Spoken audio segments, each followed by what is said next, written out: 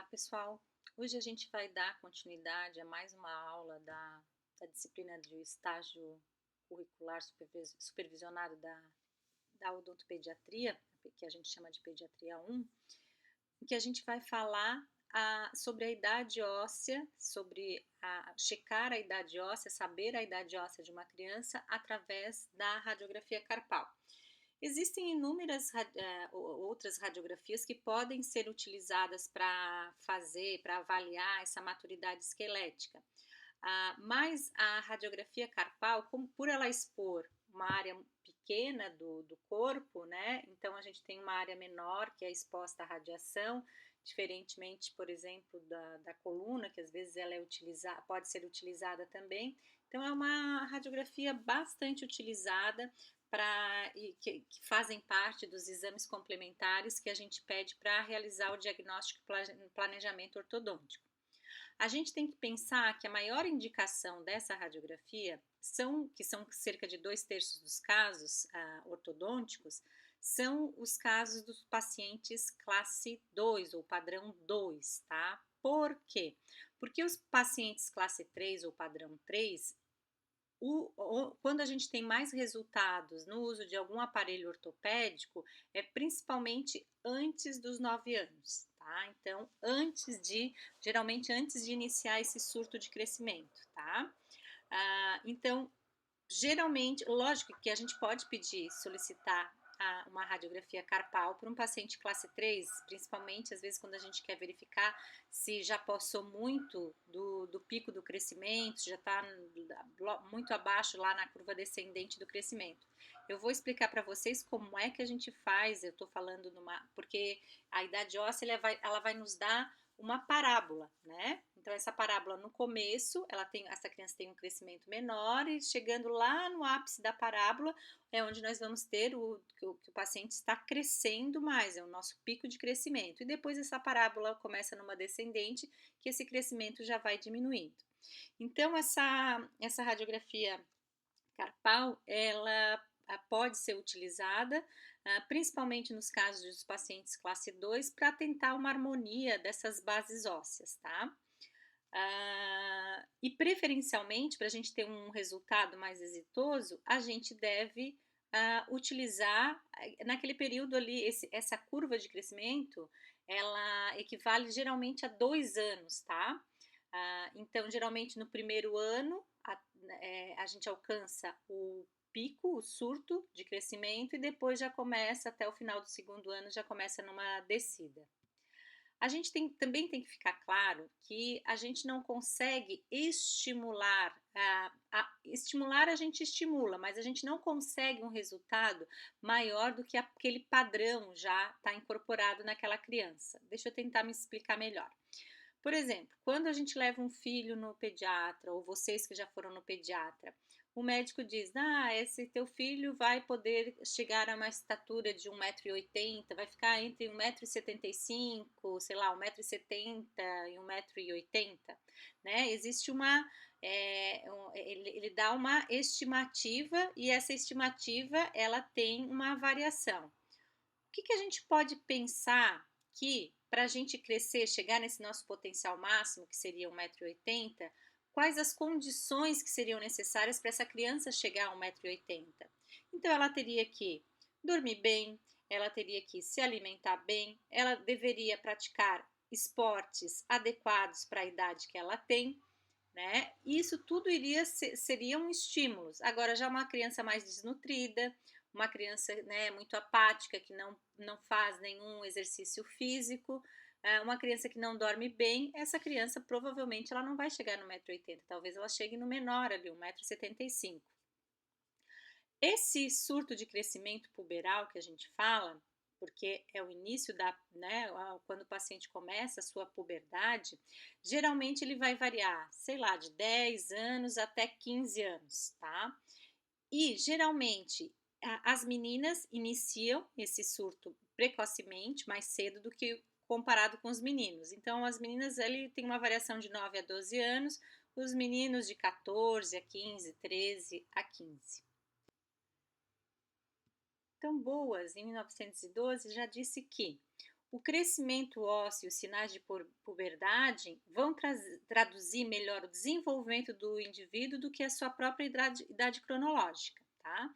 Então, significa dizer que cada indivíduo ele vai ter uma variação do amadurecimento ósseo com o início da puberdade, e nem tanto a idade cronológica, porque aí pode ter uma variação de indivíduo para indivíduo. E que a radiografia de mão e punho, ela vai fornecer dados importantes para a gente traduzir aonde é que o paciente se encontra, qual é a sua idade óssea. Então, aqui a gente tem um gráfico que interpreta o crescimento relacionado da criança, né, até a sua adolescência, ou até depois da sua adolescência. Então, aqui, ó, de 0 ao primeiro ano de vida ali, a gente vê nessa faixa amarela, é onde nós temos muito crescimento dessa criança. Já do 1 a 2 anos nós temos um crescimento, mas esse crescimento é menor do que o 0 a 1. Já ali, na faixa laranja, que a gente está chamando de juvenil, vai dos 3 anos até o início do meu surto puberal, né? Do início do meu crescimento puberal. Então, geralmente, essa idade, né, ela é diferente das meninas e para os meninos. Nas meninas, elas acontecem mais cedo. Isso daí vai ser lá pelos 9 anos. Claro que cada menina é diferente, a gente tem que avaliar a sua radiografia de mão. E os meninos provavelmente estariam iniciando esse gráfico aqui em vermelho mais claro, lá por volta dos 13, 14 anos de idade, tá? Então, a gente usa essa radiografia, que é chamada de radiografia carpal ou radiografia de mão e punho, e ela, como expõe uma área pequena, ela é muito indicada para a gente fazer essa avaliação da idade óssea. Então, Martins, Grave, Brown, Tavano e Prats, eles definiram que o período do início ao fim do surto de crescimento, que tem do crescimento puberal, ele dura cerca de 2 anos. E que o pico acontece por volta depois do primeiro ano, quando se inicia esse surto de crescimento. Então, a gente pode ver que é esta parábola, essa é a curva de crescimento, e ali onde a gente vê início do surto de crescimento puberal, tá justamente parando ali na sigla G1, que corresponde ao surgimento do gancho no osso ganchoso. Claro, vocês vão ver o que cada letrinha dessa aqui significa. E PVCP, que aqui é o pico do crescimento puberal, né, se caracteriza pelo FP-cap e o FM-cap. Isso aí é a falange, é o capeamento tanto da falange proximal quanto da falange mediana. A gente já vai ver. E que o final, né, o fim do surto de crescimento, caracteriza-se na FD-UT, seria a união total da falange distal, tá? Da epífise junto com a diáfise da falange distal. Então, primeiro, para a gente entender, vamos recapitular um pouquinho, que eu acho que vocês já esqueceram isso, a gente vai relembrar dos ossos da mão e do punho, tá? Então, nós temos aqui como ossos do punho o rádio e a una, que é aqui no roxinho de baixo.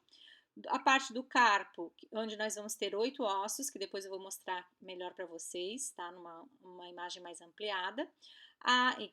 Em azul, nós temos os ossos do metacarpo, que vão do 1 até o 5, do dedo polegar até o mínimo. E os dedos que vão desde a falange, vão desde o polegar até também ao dedo mínimo. E se a gente observar, as falanges, nós vamos ter ali, ó, as FD, né, que são as falanges distais. Claro que sempre a gente conta, né, essa maturação óssea começa a acontecer sempre do polegar para o dedo mínimo. Por isso que está aqui, ó, FD1 no polegar, FD2 aqui no indicador. Então, FD seria a falange distal, que está mais distante do osso do metacarpo. FP ali, ó, FP1, FP2, FP3, que é a falange proximal, porque está mais próxima ao metacarpo.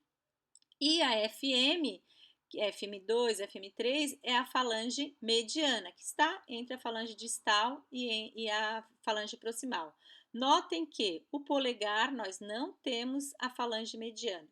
Então vamos lá, maior aumento aqui para vocês relembrarem os ossos. Rádio e a una, que são os ossos do punho. Do carpo nós temos 8 ossos, ó, vamos ver aqui a fileira de baixo, nós temos 4 ossos na fileira de baixo, da direita para a esquerda, ó, o E, que é o escafoide, o SL, que é o semilunar, o PSI, que é o pisiforme, e o P, que é o piramidal. É importante que vocês saberem que esse osso pisiforme, ele vai surgir, tá? Ele vai surgir, ele vai se sobrepor ao piramidal, tá? E nos ossos de cima, da direita para a esquerda, nós temos o T de trapézio, o T de trapezoide, o GO de grande osso e o G de ganchoso. Lembra que eu falei para vocês que o G1 significa o início do surgimento desse ganchinho aqui que aparece no osso ganchoso. E o metacarpo, como eu já tinha falado, né, do polegar é numerado de 1 a 5, do polegar ao indicador. E que o sesamoide, que é esse ossinho que aparece próximo aqui ao polegar, ele geralmente surge de 6 meses antes do pico do crescimento, ou às vezes até bem próximo ao surto de crescimento, tá? E cerca de 0,5% da população tem a agenesia, esse osso não surge, não vai aparecer. E os dedos, como a gente já tinha falado, nós temos as falanges distais, as falanges proximais e as falanges medianas, sendo que o polegar não apresenta a falange mediana.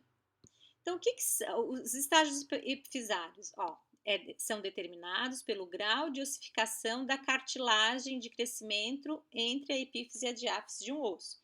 É a maneira pela qual a epífise inicia, aumenta a sua ossificação, até que se una à sua diáfise, tá? Então, como eu já vou mostrar para vocês o que é uma epífise e o que é uma diáfise. Então, esses estágios, eles vão ocorrer primeiro, ó, sempre das falanges distais, depois as proximais, depois as medianas, tá? Então, sempre vão acontecer nesse sentido e, por último, o do rádio, tá? E a sequência dessa ossificação se inicia, ela começa primeiro também do polegar ao dedo mínimo, tá? Então, aqui, ó, vocês estão vendo a diáfise, que é essa parte maior aqui da minha falange, e a epífise, que é esse disquinho, a gente chama de disco epifisário. Então, esse disco, nós temos a situação A aqui, em que a epífise está menorzinha que a diáfise. Nós temos a situação B, que a epífise está igual, está do mesmo tamanho da diáfise. O C, onde a gente começa a ver o capeamento, o englobamento dessa epífise na diáfise. O D, onde a gente tem o início da união epifisária. O E, quando a gente tem a união, mas a gente ainda vê a linha de união. E o F é quando a gente não verifica mais a linha de união. Então, a gente vai ver agora cada um desses estágios, tá? Então, o estágio FD, que corresponde, ó, FD de falange distal, FD igual, que é a epífise, está do mesmo tamanho, a epífise da falange distal está com a mesma largura do que a diáfise. Então, está aqui, ó, a gente consegue ver onde eu circulei de vermelho, que a minha epífise está no mesmo tamanho da minha diáfise. O próximo estágio é o meu estágio FP, né? FP igual. Significa dizer que a minha falange proximal, a minha epífise da minha falange proximal está com a mesma largura, com o mesmo tamanho da diáfise. Então, aqui, mais ou menos, o paciente está aproximadamente um ano antes de entrar no meu surto de crescimento. Então, aqui eu consigo, onde eu circulei, aqui a minha falange proximal está com a mesma largura da minha diáfise, a falange proximal.